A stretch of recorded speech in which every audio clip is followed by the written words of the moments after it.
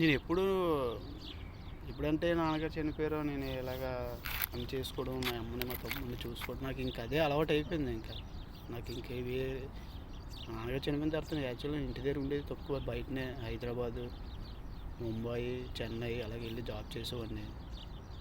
నేను అప్పుడు అయితే మనీ ఆర్డర్ ద్వారా ఇంటికి పంపించేవాడినండి. హైదరాబాద్ పని చేసినప్పుడు నాకు 1800 ఇచ్చేవారు నెలకి పని చేస్తే. 1800లోని నలుగురు రూమ్లో ఉండేవాళ్ళం. రూమ్కి రెంట్ ఏమో 1000 రూపాయలు, నలుగురు 200 తినడానికి అలా వచ్చేది. నాకు అలాగే 800 అలా వచ్చేది. ఇంటికి ఏమో 1000 రూపాయలు, 900, 800 మనీ ఆర్డర్ చేసి పంపించేవాడిని. అప్పుడు ఏం అకౌంట్లు ఏం లేవండి. అప్పుడు అంత మొబైల్ టెక్నాలజీ కూడా ఏం లేదు. అప్పుడు ఫోన్పేలు ఏం తెలుసు కదా మీకు. అలాగా చూసుకొని అలాగా వస్తే నాకు ఒక బ్రదర్ ఉన్నాడండి. వాడు ఏంటంటే నా లైఫ్ ఇలా అయిపోయింది కదా, ఆ లైఫ్ బాగుండాలని చెప్పి ఆలోచించి నా జీవితంలో కొన్ని సాటిస్ఫాక్షన్ చేసుకున్నాను. ఎందుకంటే వాడు కావాలంటే వాడు కావాలి కదా. నాకంటే ఎవరు చెప్పిన వాళ్ళు లేక నా లైఫ్ ఇలాగైంది. ఏదో ఈ సమాజంలో తిరుగుతున్నాను, ఈ సమాజంలో చూస్తున్నాను కాబట్టి అలాగా వాడి జీవితం కూడా అవ్వకూడదని చిన్నప్పటి నుంచి 6 సంవత్సరాల వయసు నుంచి నేను చూసుకుని వచ్చానండి. అలాంటిది ఇప్పుడు వాడు ఏమంటున్నాడు తెలుసా, 2 సార్లు దుబాయ్ పంపించానండి. ఒకసారి దుబాయ్ వెళ్ళి వచ్చాడు. తర్వాత దగ్గరగా బాబుగారు 3 సంవత్సరాలు ఎంతో ఖాళీగా ఉన్నారు, 2 సంవత్సరాలు ఖాళీగా ఉన్నారు. తర్వాత అక్కడ సిచ్యువేషన్ చూస్తుంటే మా ఊర్లో ఎలాగొందో తెలుసా, కొందరు ఉన్నారు మనుషులను ఉపయోగించుకుంటున్నారు. కుర్రోళ్ళని పని పాటు చేయరు, ఊరి మీద తిరుగుతుంటారు. ఆ డీలింగ్ ఈ డీలింగ్ చేసి ఆ వెనకాల 2 కుర్రోళ్ళని ఉంచుకొని వాడి దగ్గర ఏ డబ్బులు తెగడం. ఆ కుర్రోళ్ళకి ఏమో 100 వచ్చి ఏదో ఒక కూర తెచ్చడం, ఒక 99 ఇచ్చడం. వీళ్ళకి ఏంటంటే ఏం మందు దొరుకుతుంది కదా, టైంపాస్ అయిపోతుంది కదా అని ఉంటుంది. కానీ లైఫ్ నాశనం అయిపోతుంది, తెలియట్లేదు.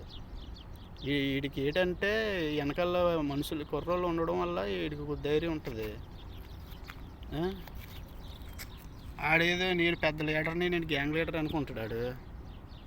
ఏ చిన్న చిన్న డీలింగ్లు చేసుకోవడం, ఈ కుర్రోళ్ళు వెనకాల తిప్పడం. వాడి దగ్గర ఏమో 5000 తీసుకుంటే వీళ్ళకేమో 100, 200 ఖర్చు పెట్టేసి ఒక కూర తీసుకుని 99 ఇప్పించేస్తే అన్న మనకి మందు కావాలంటే మందు, ఏది కావాలి నీకు ఏటి అది అలాగే పాడు చేసేస్తుండ్రు. వాళ్ళు వాళ్ళు బాగానే బతుకుతున్నారు. ఇలాగే యూత్ని ఇలాగే ఉపయోగించుకుంటున్నారు చాలామంది. అవన్నీ వద్దండి. మీ ఇంట్లోని మీ తల్లిదండ్రులు చెప్పినట్టు ఆలోచించండి. అలా అసలు ఏంటంటే నాశనం అయిపోద్ది జీవితం. శుభ్రం పని చేసుకున్న కూడా నాశనం చేసేస్తున్నారు. 2 రోజులు ముందు అలవాటు చేస్తున్నారు, ఫ్రీగా ఎత్తుండ్రు, డ్యూటీ మానేస్తుండ్రు. తర్వాత మళ్ళీ నెమ్మదిగా మళ్ళీ ఆడుతూ అలా కూర్చి పెడుతుండ్రు. అలాగ అప్పులు చేయించడం, ఇలాగే ఒరే ఇదిరా ఇలాగ గేమ్ ఆడితే ఇలాగ డబ్బులు వస్తాయిరా, అది వస్తుందిరా, ఈ ఆన్లైన్ బెట్టింగు, ఐపీఎల్, లేకపోతే మనం లోన్లు తీసుకోవడం, ఇవన్నీ చేసింది కాకుండా మళ్ళీ ఇప్పుడు ఈ ఆన్లైన్ బెట్టింగ్లో అప్లై చేసి డబ్బులు అయితే ఎంగెట్టుకోవడం, మళ్ళీ వీటిని తీర్చడానికి మళ్ళీని ఏదో పనులు చేయడం. అది మన పేపర్లో చూస్తుంటాం, వింటుంటాం కూడా. మళ్ళీ గంజా స్మగ్లింగు ఇలాంటి చేయడం వల్ల అక్కడి నుంచి ఇక్కడ తీసుకొస్తే నీకు ఎంత ఇస్తారా, ఇంకేం చేస్తారు. ఇప్పుడు అప్పులు అయిపోయారు, డేరింగ్ చేసేస్తారు. ఇంకా అలా లైఫ్ వేస్ట్ అయిపోతుంది. ఇలాగే జరుగుతుందండి ప్రజెంట్ ఇప్పుడు మేము ఉండే ఏరియాలోని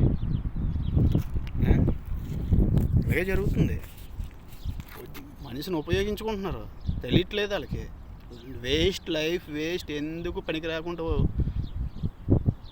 25 సంవత్సరాలు, 26 సంవత్సరాలు, 27 సంవత్సరాలు కుర్రోడిని ఎందుకు పనికి రాకుండా చేసేస్తున్నారు.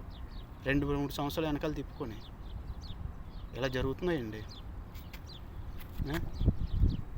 చూస్తున్నారు కదా.